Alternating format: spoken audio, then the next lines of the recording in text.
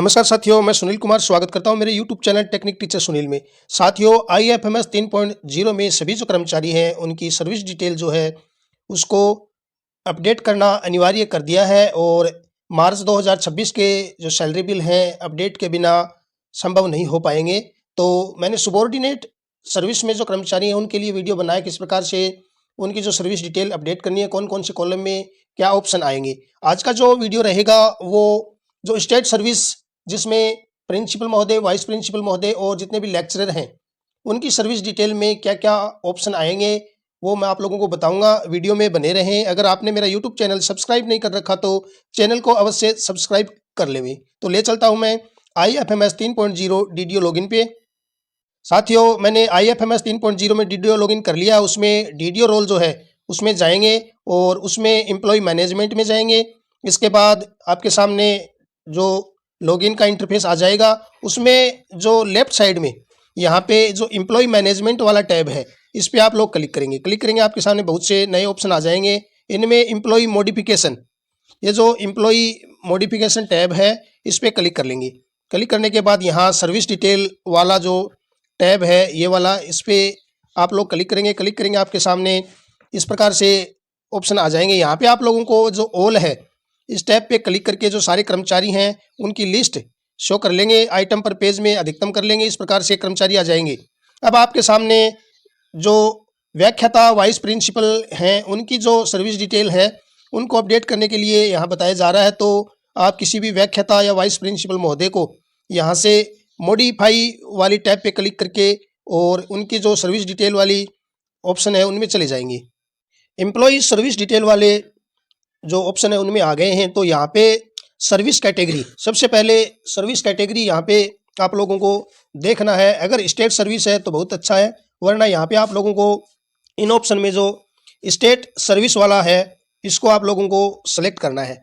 ये जो state service की जो ऑप्शन है इस पे आपको क्लिक करना है, ये सिलेक्ट हो जाएगा। इसके बाद सब सर्विस कैटेगरी, तो यहाँ पे आप लोगों के सामने बहुत से ऑप्शन आएंगे। मैं आप लोगों को बताता हूं कौन सा ऑप्शन यहाँ से आप लोगों को सेलेक्ट करना है। यहाँ 3 प्रकार के ऑप्शन दिए हुए, राजस्थान एजुकेशन सर्विस और तीसरा जो ऑप्शन है राजस्थान एजुकेशनल सर्विस। यहाँ पे जो एजुकेशनल दिया हुआ है इस टैब को आप लोगों को सेलेक्ट करना है। इसको मैं सेलेक्ट कर लेता हूँ। इसके बाद designation as per service cadre, यहाँ पे भी बहुत से ऑप्शन आप लोगों को मिलेंगे, बहुत से पद हैं आप लोगों को मिलेंगे। तो एक एक करके मैं तीनों जो यहाँ स्टेट सर्विस एजुकेशन डिपार्टमेंट के जो कर्मचारी हैं उनके लिए बताऊंगा। पहले होंगे प्रिंसिपल, तो यहाँ प्रिंसिपल महोदय का ऑप्शन दिया हुआ है। आप थोड़ा स्क्रॉल करेंगे तो यहाँ पे आप देख रहे होंगे प्रिंसिपल हायर सेकेंडरी स्कूल, ये वाला विद्यालयों के लिए सिलेक्ट करना है। वाइस प्रिंसिपल का भी यहाँ पे ऑप्शन दिया हुआ है, वो भी मैं आप लोगों को दिखा देता हूँ। Vice principal senior secondary school, ये वाला जो ऑप्शन है वाइस प्रिंसिपल के लिए आप लोगों को सिलेक्ट करना है। अब रही बात व्याख्याता की, तो लेक्चरर के लिए यहाँ मैं आप लोगों को दिखाता हूँ। बहुत से ऑप्शन लेक्चरर के लिए यहाँ दिए हुए हैं, कॉमर्स के लिए, साइंस के लिए, लेकिन आर्ट्स के लिए यहाँ ऑप्शन नहीं मिलेगा आप लोगों को, अभी तक यहाँ अपडेट हुआ नहीं है। तो उसके लिए आप चाहें तो जो लेक्चरर में यहाँ पे देखिए, lecturer in science, lecturer in music school education, lecturer commerce art Maharaja school of arts, lecturer instrumental music संगीत संस्थान, लेक्चरर टीचर्स ट्रेनिंग कॉलेज। तो यहाँ लेक्चरर ऑफ आर्ट्स के लिए यहाँ सब्जेक्ट वाइज नहीं दिया हुआ है। तो आप लेक्चर्स इन ह्यूमैनिटी या लेक्चर इन कॉमर्स, इनमें से एक बार सेलेक्ट कर लेंगे। जैसे ही यहाँ आर्ट्स के लिए अपडेट होगा आप उसको चेंज कर लेना। तो यहाँ पे एक बार मैं यहाँ लेक्चर इन कॉमर्स या ह्यूमैनिटी में से कोई एक सेलेक्ट कर लेता हूँ। उसके बाद सर्विस स्टेटस में रेगुलर यहाँ सेलेक्ट करना है। सब सर्विस कैटेगरी, अगर कर्मचारी परमानेंट है तो परमानेंट, प्रोबेशन में तो प्रोबेशनरी ट्रेनिंग, तो परमानेंट यहाँ सेलेक्ट कर लेंगे। एम्प्लॉय स्टेटस में एक्टिव आ जाएगा। इंटाइटलमेंट स्टेटस, यहाँ आप लोगों को 3 ऑप्शन मिलेंगे। अगर 2004 से पहले के कर्मचारी, एक 2004 से पहले जिनको ओल्ड पेंशन मिल रही है तो वो सिलेक्ट कर लेना है। और अगर 1/1/2004 से 31/3/2022 के बीच जिनको पहले एनपीएस मिलती थी, बाद में इसको ओपीएस कर दिया गया था, अगर इस दौरान के कर्मचारी हैं तो 2 नंबर, और 1/4/2022 के बाद के अगर लेक्चरर हैं या कर्मचारी हैं तो इसको तीसरा ऑप्शन सेलेक्ट कर लेंगे। तो आपके लिए जो भी लागू हो वो सिलेक्ट कर लेंगे। यहाँ गजेटेड नॉन गजेटेड में ऑटोमेटिक गजेटेड आ जाएगा।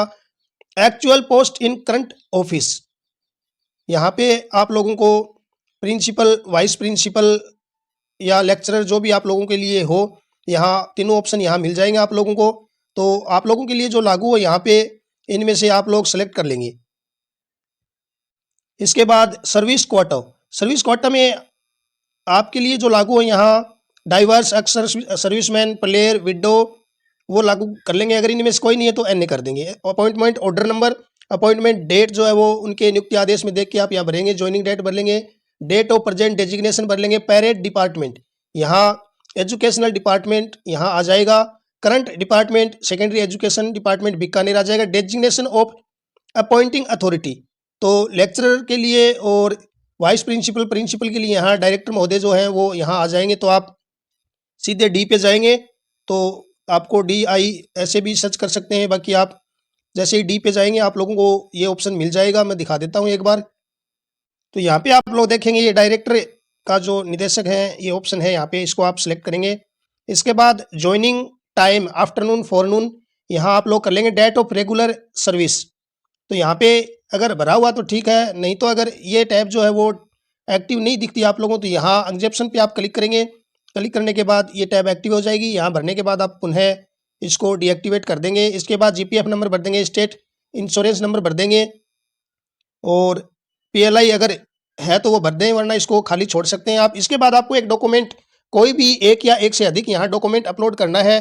इनमें यहाँ डॉक्यूमेंट दिए हुए हैं जो appointment letter, confirmation order, death certificate, joining application, office order, VRS section order. तो यहाँ appointment letter, confirmation letter, joining application और ऑफिस ऑर्डर अगर उपलब्ध है तो सभी या इनमें से कोई एक तो अनिवार्य है ही।